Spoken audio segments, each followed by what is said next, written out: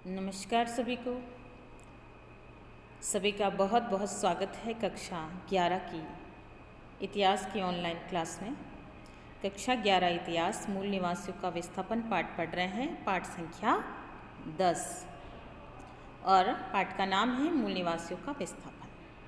ठीक है, आपकी पाठ्यपुस्तक विश्व इतिहास के कुछ विषय कक्षा 11 की पाठ्यपुस्तक। तो हमने मूल निवासियों का विस्थापन, उसके प्रश्नोत्तर को भी जाना है और इससे पूर्व में मैंने नोट्स भाग 1 करके डाला है, 12 भाग 1। अब नोट्स जो कि और इजी तरह से आपको समझ में आ जाए, इसलिए जो है अन्य नोट्स है वो भी हम समझ लेते हैं।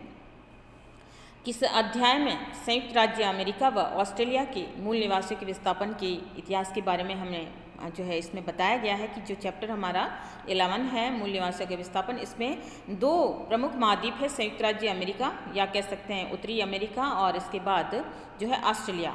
इन दोनों महाद्वीपों के बारे में हमने इस चैप्टर के अंदर जाना है। यहाँ पर पॉइंट्स को हम समझते हैं नोट्स के रूप में कि यूरोपीय लोगों की बस्ती, ये बस्तियाँ कॉलोनी कहलाती थी और ये कॉलोनी में रहने वाले ये लोग जो थे यहाँ पर बाहर से आकर बसे थे। अब बाहर से कहाँ से आकर बसे थे? यूरोप से आकर बसे थे। ठीक है, और यूरोप के लोग यानी कॉलोनी से एक दूसरा अर्थ हम उपनिवेश भी ले सकते हैं कि ये कॉलोनी उपनिवेश होती थी और ये यूरोप के लोग जो थे जिन्होंने जिन देशों को अपना गुलाम बनाया था, वो बस्तियाँ, यूरोपीय लोगों की बस्तियाँ या इलाके हैं, वो कॉलोनी कही जाती थी। सेटलर शब्द दक्षिण अफ्रीका में डच, आयरलैंड, न्यूजीलैंड और ऑस्ट्रेलिया में ब्रिटिश के लिए और अमेरिका में यूरोपीय लोगों के लिए है। सेटलर शब्द है वो प्रयोग में लिया जाता था। अमेरिका में मिलने वाली सबसे पुरानी मानव कृति यानी मानव द्वारा बनाई गई चीज, कृति यानी वस्तु, एक तीर की नोक मिली है। लोग मांस एवं मछली खाते थे। सब्जियां और मकई यानी मक्के की फसल है वो उगाते थे और मूल निवासियों का व्यवहार है उनके अनुसार कि काफ़ी दोस्ताना होता था और गर्मजोशी भरा हुआ करता था। यूरोप वासियों को अफ्रीका से दास खरीदने पड़ते थे क्योंकि मूल निवासी बड़ी संख्या में मरने लगे थे। मूल निवासी मरने क्यों लगे थे? एक तो यूरोप वासियों की प्रताड़ना के माध्यम से कि उन्होंने मूल निवासियों की ज़मीनों को छीन लिया था, और वहीं ये लोग वहाँ गए थे यूरोप वासी, और उस समय अमेरिका में चेचक नामक कोई बीमारी नहीं होती थी, जो चेचक या बड़ी माता जिसे हम कह सकते हैं। और जब यूरोप के लोग वहाँ गए तो यूरोप में उस समय चेचक की बीमारी है वो महामारी जो थी वो थी, और जब ये लोग जहाज़ों के माध्यम से अमेरिका की तरफ पहुँचे तो यहाँ के मूल निवासियों को भी इन्होंने ये चेचक की बीमारी है वो दे दी। इसके साथ ही यूरोपवासी है वो जहाज़ों में जाते थे। जहाज़ों में भरकर जाने के कारण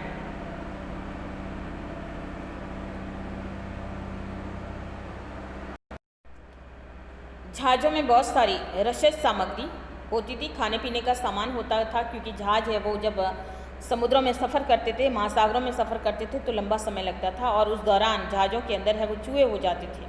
तो उस दौरान जब यूरोपवासी यहाँ पर आए तो वो अपने साथ जहाज़ों के अंदर चूहे भी लेकर आए, जो कि इन चूहों से जो है बीबोनिक प्लेग नामक बीमारी फैल गई। ये प्लेग एक ऐसी बीमारी थी जिसमें बुखार आ जाता है, संक्रमित बीमारी है, तो ये महामारी फैल गई। इससे भी मूल निवासी वो बड़ी संख्या में मरने लगे थे।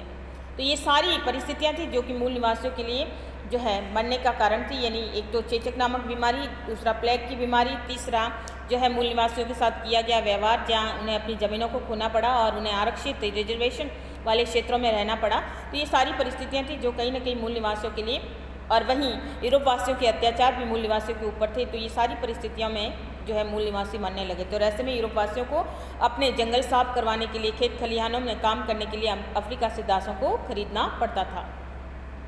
संयुक्त राज्य अमेरिका ने कई विशाल क्षेत्रों की खरीद की और फ्रांस और रूस से अधिकतम हिस्सा मैक्सिको से जीत लिया गया। देखिए, संयुक्त राज्य अमेरिका जो यूरोपीय लोगों का समूह बन गया था, और यहाँ पर उन्होंने कई विशाल क्षेत्रों को खरीदा, दूसरों से खरीदा, फ्रांस और रूस से, खासतौर से जिन प्रदेशों के ऊपर फ्रांस का अधिकार था, रूस का अधिकार था, तो उन क्षेत्रों से इसे खरीदा और अधिकतम हिस्सा उन्होंने मैक्सिको में अपनी सेना के माध्यम से, जीत के माध्यम से इसे जीता।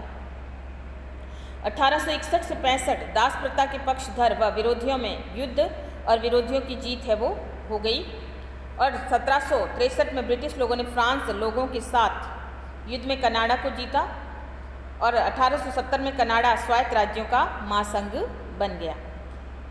मूल निवासी जो है छोटे से क्षेत्र में कैद कर दिए गए, जिसे रिजर्वेशन कहा जाता था।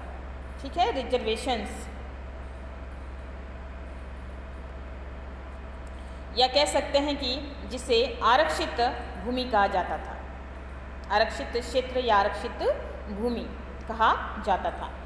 1840 में अमेरिका के कैलिफोर्निया में सोने के कुछ चिन्ह मिले, यानी कैलिफोर्निया में संसाधन के तौर पे सोना जो है धरती के अंदर पाया गया और गोल्ड रश की शुरुआत हुई। गोल्ड रश यानी हर कोई सोना पाने की जुनून में अमेरिका की तरफ आने लगा, कैलिफोर्निया की तरफ आने लगा, समुद्री यात्राएं करने लगा था।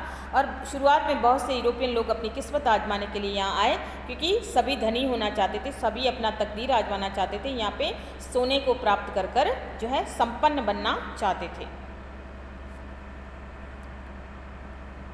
1890 तक अमेरिका का अर्थतंत्र दुनिया का अग्रणी औद्योगिक शक्ति है बन गया। देखिए 1890 यानी जैसे यूरोप के लोग यहाँ आए तो उन्होंने अमेरिका की भूमि को सजाया, संवारा और उससे जो है उसकी अर्थव्यवस्था को सुदृढ़ बनाया। यहाँ विभिन्न प्रकार के उद्योग खोले, कारखाने खोले, ज़मीनों को साफ किया, विभिन्न प्रकार की फसलों को उगाया, बड़ी बड़ी अट्टालिकाएँ बनाई और नवीन जो है संसाधन को, खेत खलिहानों को साफ करके, जंगलों को साफ करके, यानी हर जगह इन्होंने, यूरोप वासियों ने जो यहाँ पर अमेरिका में आकर बस गए थे, उन्होंने अमेरिका को आगे बढ़ाने का प्रयास किया। और 1890 तक आते आते अमेरिका विश्व का जो है सबसे बड़ी औद्योगिक शक्ति है वो बन गया था। और 1934 में इंडियन रीऑर्गेनाइजेशन एक्ट बना और जिसमें मूल निवासियों को ज़मीन खरीदने और ऋण लेने का अधिकार मिला। यहाँ पर जब मूल निवासियों के हक या अधिकार की बात करी थी, नए नए कानून या संवैधानिक अधिकार जब की बात आ रही थी, तो उस दौरान मूल निवासियों को ये अधिकार दिया गया कि वो भी अपनी ज़मीन है वो खरीद सकते हैं और बेच सकते हैं। लेकिन वो ज़मीन कौन सी होगी? रीऑर्गेनाइजेशन एक्ट के तहत उनकी अपनी आरक्षित भूमि, वहाँ पर वो अपनी ज़मीनें बेच और खरीद सकते हैं। 1954 अमेरिका की नागरिकता की शर्तें और उनके रिजर्वेशन वापस नहीं लिए जाएंगे कि इसके अनुसार कि 1954 में जो एक्ट बना नागरिकता की शर्त, उसके अनुसार कि रिजर्वेशन जो है वो वापस नहीं लिए जाएंगे। दूसरा, उनकी परंपराओं में दखलंदाजी नहीं की जाएगी, ये मूल निवासियों का मानना था। शुरुआती आदि मानव, अब हम ऑस्ट्रेलिया की तरफ जा रहे हैं। देखिए इसके अंदर ये जो आता है, ये तो हमने उत्तरी अमेरिका की परिस्थितियों को पढ़ा, अब हम ऑस्ट्रेलिया को समझेंगे कि ऑस्ट्रेलिया महाद्वीप की परिस्थितियाँ क्या थी। कि शुरुआती आदि मानव, जिसको एबोरिजिनीज के नाम से जाना जाता है ऑस्ट्रेलिया में, और ये 40,000 साल पहले 18वीं सदी के आखिर में 350 से 375 समुदाय हैं, ये ऑस्ट्रेलिया के अंदर है। और सभी की अपनी भाषा है, अपने अलग अलग रीति रिवाज हैं, अपने त्यौहार हैं, उनका व्यवहार भी एक दूसरे के साथ है वो दोस्ताना है। विदेशियों के साथ भी इनका व्यवहार है काफ़ी मैत्रीपूर्ण और दोस्ताना था। जब कैप्टन कुक यहाँ पर आए थे, जो ब्रिटिश थे, और यहाँ पर जब वो मूल निवासियों से मिले तो उनके साथ भी इन मूल निवासियों का व्यवहार काफ़ी दोस्ताना और प्रेमपूर्वक था। 1911 में कैनबरा राजधानी है वो ऑस्ट्रेलिया की बनाई गई और 1974 में गैर गोरे जो लोग थे उनको बाहर रखने के लिए सरकार ने एक नीति अपनाई। अब से ऑस्ट्रेलिया की नीति बहुसंस्कृतिवाद है कि यहाँ पे मूल निवासियों के लिए, जिनको गैर गोरा कहा जाता था, उनको बाहर रखने की सरकार की नीति अपनाई। लेकिन बाद में आज वर्तमान में ऑस्ट्रेलिया एक ऐसा देश है जहाँ पे बहुसंस्कृतिवाद, क्योंकि वहाँ पे एशियाई लोग भी शामिल थे और दक्षिण एशियाई चीनी लोग इसमें शामिल थे और भी यूरोपियन लोग इसमें शामिल थे, ब्रिटिश इसमें शामिल थे और साथ में ऑस्ट्रेलिया के मूल निवासी इसमें शामिल थे। तो इसके चलते ऑस्ट्रेलिया की जो संस्कृति है वो बहुसंस्कृतिवाद है वो कहलाती है। सरकार, जो वहाँ की सरकार जो थी वो हमेशा ऑस्ट्रेलिया की ज़मीन को न्यूरिलिस कहती थी, यानी वो एक ऐसी ज़मीन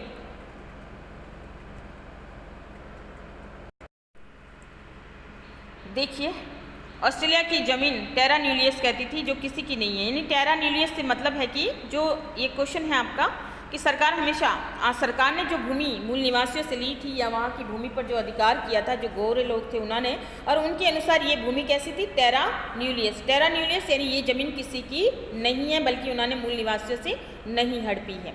इसके बाद आंदोलन हुए और आंदोलन दो निर्णय है वो लिए गए। मूल निवासियों की ज़मीन का आदर किया जाना चाहिए, थी। इसमें ये शर्त रखी गई कि मूल निवासियों से जो ज़मीनें ली गई उनकी ज़मीनों का आदर, और दूसरा गोरे और रंग बिरंगे लोगों को अलग अलग रखकर जो अन्याय बच्चों के साथ किया गया है उसके लिए सार्वजनिक रूप से जो है माफ़ी मांगी जाए। यानी मूल निवासी और जो गोरों लोगों के बीच में जब दोस्ताना व्यवहार बढ़ा, इस दौरान बहुत सारे जो है गोरे और काले या मूल निवासियों के मध्य जो है रिश्ते बने, और उन रिश्तों के बाद जो उनके बच्चे जो हुए उन बच्चों के साथ भी अन्याय हुआ, क्योंकि गोरे लोगों ने उन बच्चों को काले या कह सकते हैं मूल निवासी मानकर उन लोगों को वो तवज्जो नहीं दी, यानी अवैध संतान हम कह सकते हैं। तो उनके साथ अन्याय हुआ, और इस प्रकार से यहाँ पे जब विश्व लेवल पर इसकी बात उठी कि ऑस्ट्रेलिया में जो गोरे लोगों के माध्यम से या जो रंग बिरंगे जो जिसे कह सकते हैं एंग्लो इंडियन जैसे होते हैं, उसी तरह ऑस्ट्रेलियन और गोरे लोगों की मूल निवासियों की मध्य की जो संतान थी उन संतानों को उचित न्याय नहीं मिला। तो इसके आधार पे उनके साथ जो अन्याय जो अत्याचार हुआ उस आधार पर ब्रिटिश सरकार या वर्तमान सरकार है वो माफ़ी मांगे। ये थे आपके जो है शॉर्ट में हमने नोट्स को जाना। अब थोड़ा सा विस्तार से हम जान लेते हैं, और इसमें भी वही मूल निवासी और जो है उनका विस्थापन वाला पार्ट है और उसी से संबंधित नोट्स है वो थोड़ा सा और जान लेते हैं कि औपनिवेशिक विस्तार यानी साम्राज्यवाद कह सकते हैं या यूरोपीय साम्राज्यवाद, जिसमें हमने टॉपिक पढ़ा था पाठ्यपुस्तक के अंतर्गत, कि 17वीं सदी के बाद स्पेन और पुर्तगाल के अमेरिकी साम्राज्य का विस्तार नहीं है। शुरुआती दौर में अगर हम जानें तो जो है समुद्री की यात्राओं पे जो निकले थे उसमें मुख्य रूप से स्पेनिश थे या फिर पुर्तगाली थे, और उन्होंने विभिन्न स्थानों की खोज की थी। और उसके बाद एक होड़ी सी लगी कि हर कोई है वो जो है अटलांटिक पार गमन करके ज़मीनों की नई ज़मीनों की खोज करना चाहते थे, और उसके बाद अमेरिकी साम्राज्य का विस्तार नहीं हुआ था। फिर फ्रांस, हॉलैंड और इंग्लैंड जैसे देशों ने अपनी व्यापारिक गतिविधियों का विस्तार करना, अमेरिका, अफ्रीका और एशिया में अपने उपनिवेश बसाना शुरू किया। उसके बाद जो है दूसरे देशों में जो जागे हैं यूरोप के देश, उसमें से फ्रांस, हॉलैंड और इंग्लैंड है, और ये इन्होंने अपने उपनिवेश अमेरिका, अफ्रीका और एशिया में बसाना शुरू किए। स्पेनी और पुर्तगालियों का प्रवास। स्पेनिश और पुर्तगाली लोग हैं 18वीं सदी में अमेरिका के और भी हिस्सों में तथा मध्य उत्तरी अमेरिका, दक्षिण अमेरिका, ऑस्ट्रेलिया तथा न्यूजीलैंड के इलाकों में यूरोप से आए और आप्रवासी बसने लगे और वहीं पे बसने लगे। इस प्रक्रिया ने वहाँ के बहुत से मूल निवासियों को दूसरे इलाकों में जाने पर मजबूर कर दिया कि जो भी यूरोप के लोग हैं वो इन स्थानों की तरफ गए, चाहे वो अफ्रीका की तरफ हो, चाहे ऑस्ट्रेलिया की तरफ हो, चाहे उत्तरी अमेरिका की तरफ हो, तो यहाँ के मूल निवासी हैं उनके जीवन को उन्होंने खतरे में डाल दिया। अब प्रश्न आता है कि कॉलोनी क्या है। तो देखिए 17वीं सदी में यूरोपीय लोग दूसरे महादेशों में अपना प्रवास स्थापित किया, यानी जो बड़े देशों की तरफ गए और वहाँ पर वो स्थापित हो गए। यूरोपीय लोगों के लिए ऐसी बस्तियों को कॉलोनी या उपनिवेश कहा जाता था।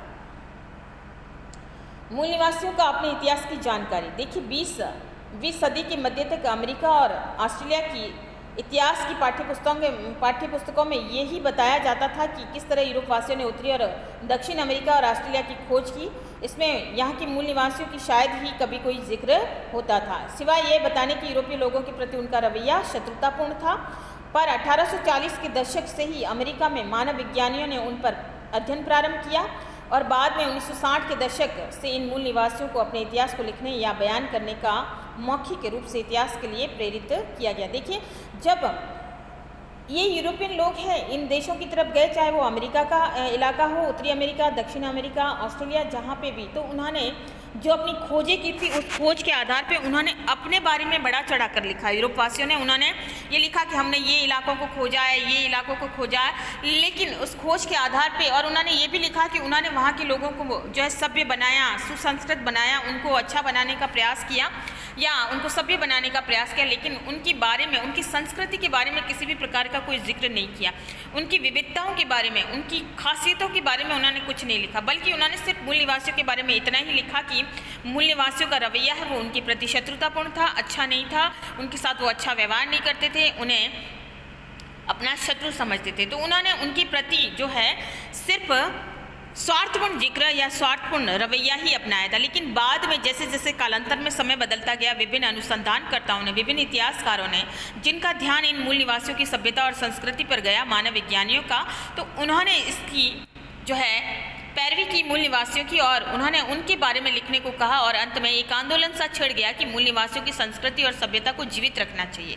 और उसके चलते बाद में 1960 के दशक से मूल निवासियों को अपने इतिहास के लिखने के लिए प्रेरित किया गया और उनको लिखने के लिए, उनको मौखिक या लिखित बयान देने के लिए, अपना इतिहास, अपना अतीत बताने के लिए उनको प्रेरित किया गया, यानी ताकि वो अपना इतिहास है, वो सभ्यता संस्कृति है, वो बताएं और उनके बाद में उनके द्वारा जो किए गए कृत्य थे, उनके द्वारा जो जानकारी थी उसे संग्रहालय में उपस्थित भी रखी गई, तो ताकि मूल निवासियों का जो इतिहास है, जो कबीलाई इतिहास है, वो जीवित रह सके या उससे जो है उनका अतीत है वो जाना जा सके।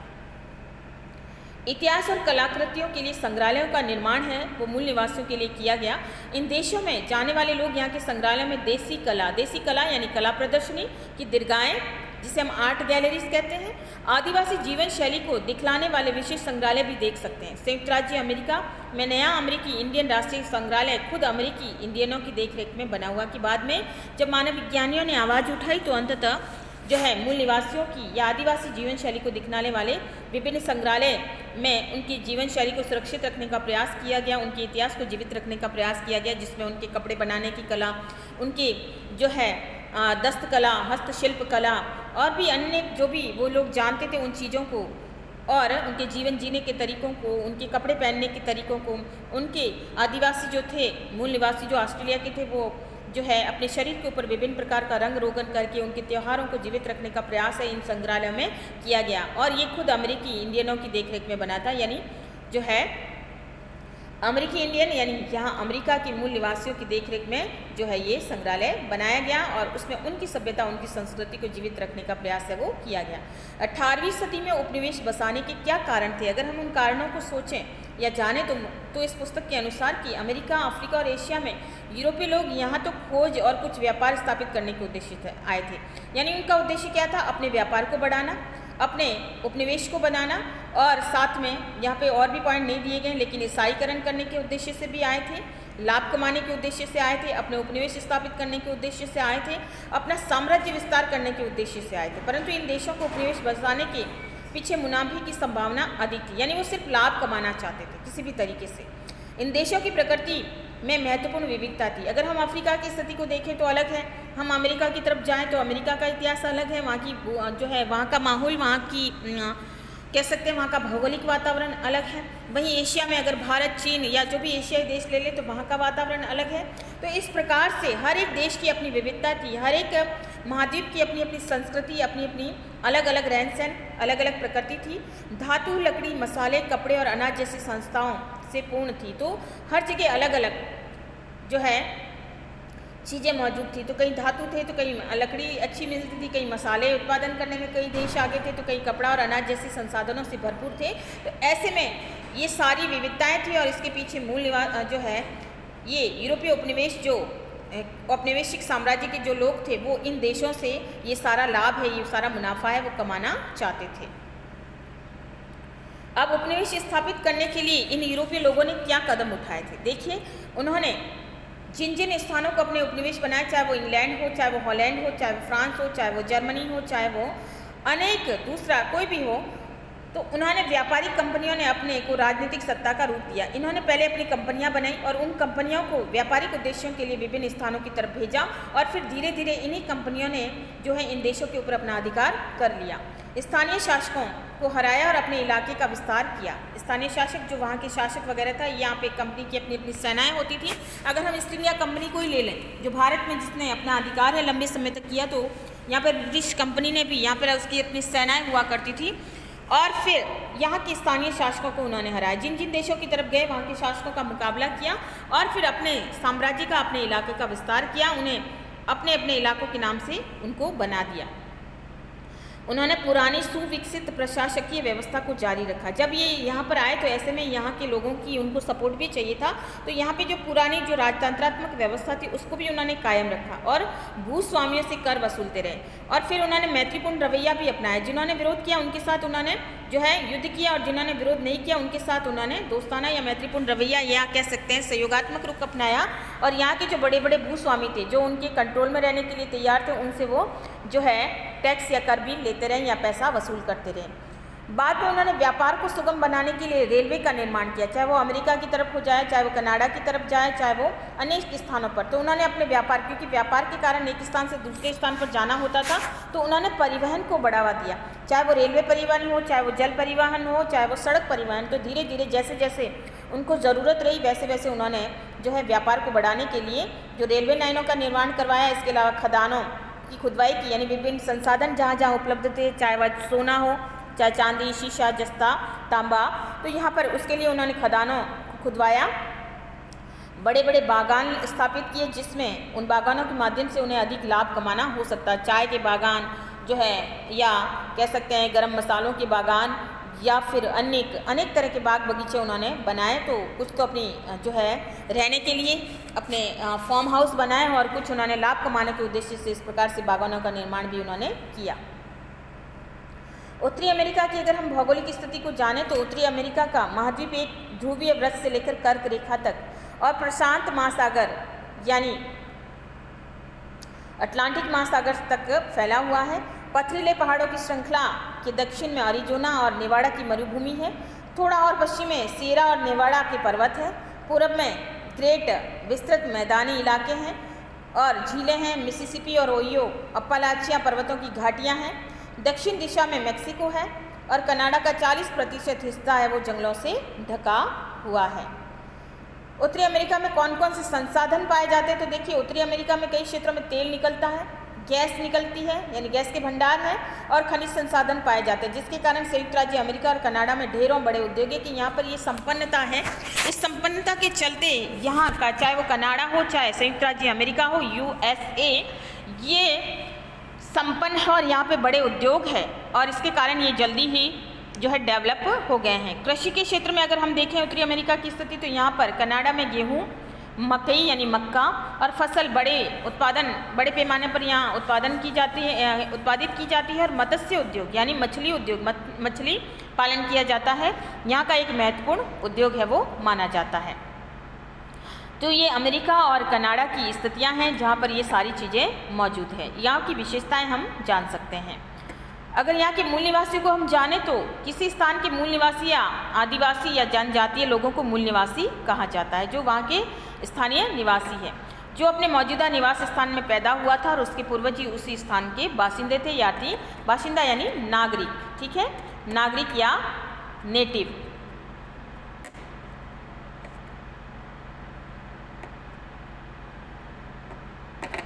मूल निवासियों के रहन सहन और खान पान को हम समझें तो ये लोग नदी घाटी के साथ साथ बने गांवों में समूह बनाकर रहते। देखिए, मूल निवासियों का जीवन निवास स्थान कहाँ होता था?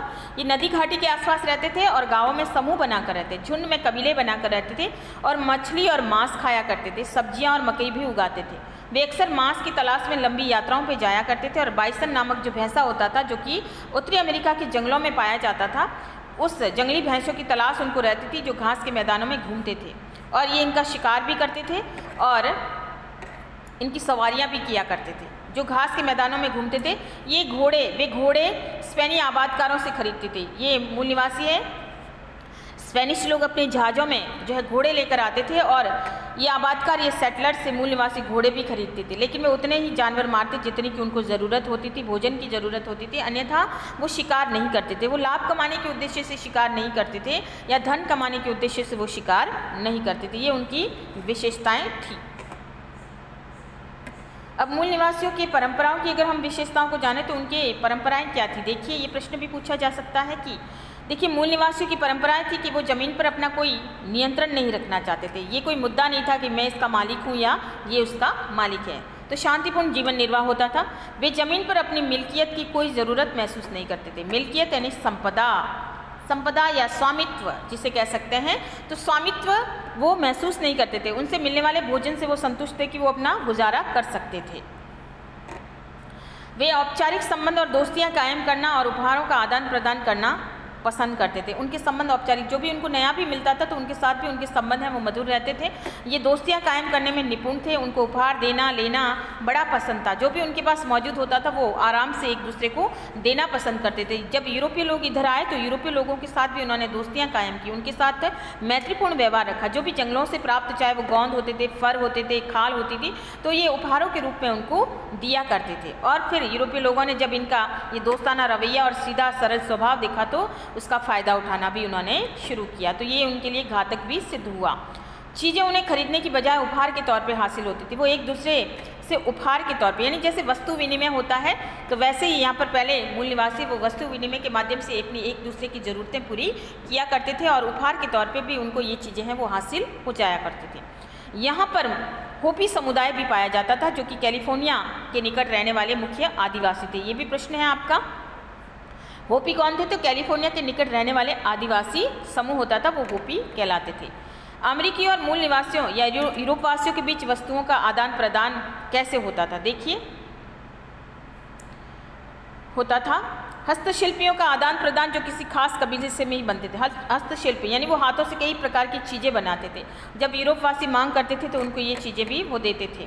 ऐसे खाद्य पदार्थों का आदान प्रदान जो अन्य इलाकों में उपलब्ध नहीं थे, तो यहाँ यूरोपीय लोग हैं इनसे ये चीज़ें भी लेते थे और यूरोप में जाकर उन चीज़ों को बेचते थे और उससे वो अधिक से अधिक मुनाफा कमाते थे यूरोप के मार्केटों में उसे बेचकर। यूरोपीय लोग स्थानीय लोगों को कंबल, ये लोग हैं उन मूल निवासियों को कंबल देते थे, लोहे के बर्तन देते थे, शिकार के लिए बंदूकें और शराब देते थे कि वो आसानी से शिकार करें और उनके लिए लाभ है वो कमाएं। और शराब देते थे और शराब को देखकर मूल बाशिंदे बड़े खुश हो जाते थे, प्रसन्न होते थे। तो वो कभी कभी तो शराब की बोतल के कारण भी जो है लंबा, उनको कह सकते हैं कि उनको ज़्यादा फ़ायदा वो देते थे यूरोपवासियों को। और कई बार यूरोपवासी उनको चमचमाती हुई चीज़ें या कह सकते हैं कि मन के जो कांच के होते हैं, कांच के मन के दिया करते थे जो कि दिखने में सुंदर होते थे और बदले में मूल निवासियों से सोना वगैरह दिया करते थे। और मूल निवासी भोले वाले होते थे तो बदले में वो सोना, अपने कीमती सोना जो होता था वो उनको दे दिया करते थे। यूरोपीय लोगों की अन्य निवासियों के प्रति क्या धारणाएं थी? अब देखिए, यहाँ के मूल निवासियों के प्रति या अन्य निवासियों के प्रति उनकी धारणा है कि यूरोप के लोगों का मानना था कि 18वीं सदी में पश्चिमी यूरोप के लोग हैं। सभ्य मनुष्य की पहचान क्या थी? उनके अनुसार सभ्य मनुष्य वो है जो साक्षर हो, पढ़ा लिखा हो, उनका एक धर्म हो और रहन सहन के तरीक़ों में अच्छे से रहने वाला हो और शहरीपन के आधार पर, यानी वो रहन सहन में अच्छा हो और सभ्य दिखता हो। उन्हें अमेरिका के मूल निवासी इसलिए असभ्य प्रतीत हुए थे। जब वो अमेरिका की तरफ गए तो अमेरिका के मूल निवासी सीधे साधे थे, उनको कपड़े पहनने का ढंग नहीं था, वो पढ़े लिखे साक्षर नहीं थे। तो ऐसे में मूल निवासियों को उन्होंने असभ्य माना। उनका कोई संगठित धर्म नहीं था क्योंकि अलग अलग कबीलों में वो रहते थे। अमेरिका के मूल निवासियों के लिए फ्रांसीसी दार्शनिक ज्याँ-ज्योंक रूसों के क्या विचार है वो भी हम जान लेते हैं, जो कि अमेरिका के मूल निवासियों के प्रति उनका क्या कहना था। वो ये कहते हैं, दार्शनिक है, उनका कहना था कि ऐसे लोग तारीफ़ के काबिल थे क्योंकि वो सभ्यता की विकृतियों से अछूते थे। तो वो उनकी तारीफ़ करते हैं। वो ये कहते हैं कि ये प्रकृति के नज़दीक रहने वाले लोग थे और इसके कारण उनको सभ्यता से की परिभाषा नहीं आती, कि उनके शहरीकरण नहीं आता, कि उनको अच्छा रहना, अच्छा बोलना, अच्छा खाना, अच्छा पीना नहीं आता, बल्कि वो सीधे और सरल लोग थे और वो प्रकृति के करीब थे और ऐसे में वो विकृतियों से अछूते थे। उनको दिखावा नहीं आता था, उनको आडंबर नहीं आता था। ऐसे में ये अच्छे और सीधे और सरल लोग थे। ये विचार थे दार्शनिक ज्याँ-ज्योंक रूसे, जो कि एक फ्रांसीसी दार्शनिक थे।